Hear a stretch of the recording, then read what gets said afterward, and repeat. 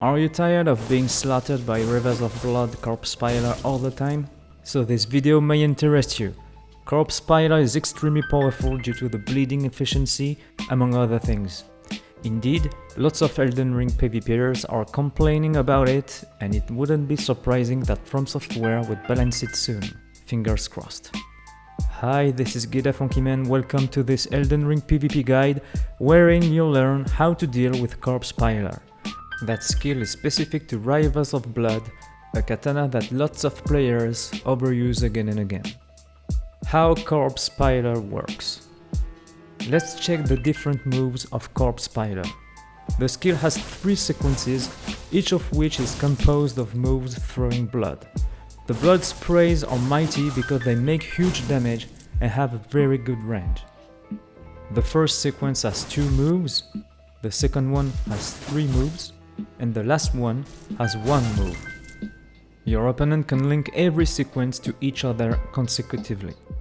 Know that the second and the last sequences can be delayed, and in my opinion, that's the most problematic point of that skill, because if you meet a smart player who knows how to manage delays, it can be very difficult for you.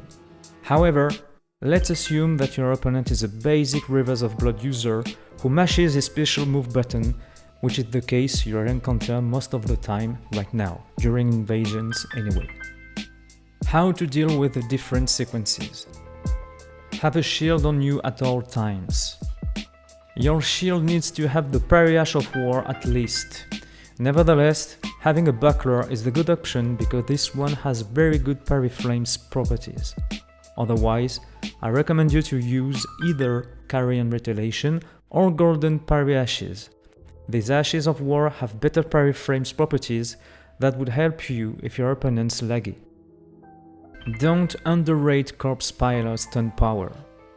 Know that you can parry every starter of each Corpse Spider sequence. However, don't expect to parry the third sequence, especially if you took the 2 previous ones.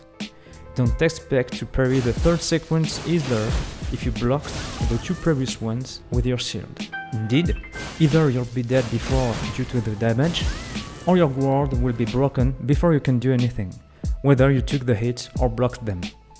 Just a little note for those who think that increasing HPs in order to better face bleeding is a good idea. They are wrong, because when your bleeding bar is full, you lose a specific percentage of your max health. So having a lot of HPs doesn't make much difference when you are dealing with hemorrhage. Anyway, the more your character has an advanced level, the more the opponents you face will have upgraded weapons. The problem is, the more a weapon is upgraded, the more you'll lose stamina when you're blocking or taking hits. I showed this mechanic in a previous video, of which you'll find the link in the description.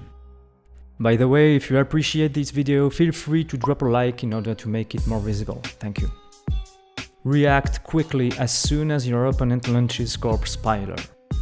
Let's assume you didn't try to parry the starter of the first skill sequence. Instead, you blocked it or the range allowed you to make your opponent whiff it.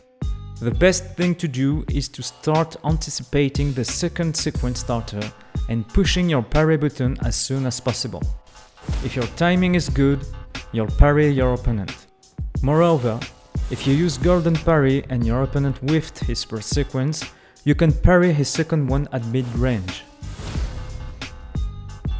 As I told you before, you can parry the second sequence starter with a basic parry Ash of War, once you blocked the first sequence. However, it'll be slightly risky. That's why you should use Carrion Retaliation or Golden Parry Ashes, especially if your opponent's laggy. Why? Because these ashes have better parry frames properties than the basic parry Ash of War. By the way, the 1.04 patch shortened the stun animation when you're bleeding. Nevertheless, it still doesn't fix the ridiculous damage of Rivers of Blood Corpse Spider and the problem of hemorrhage proc, so whatever you do, you'll surely be dead before you can react. At least, you've got the last solution when you face a Rivers of Blood: suicide. Lol. Thanks for watching this video. I'd like to thank Kenpachi from the Masked team, as well as my buddies cebonvieuxkeke and Lumnethia for their help. See you soon for future content. Ciao!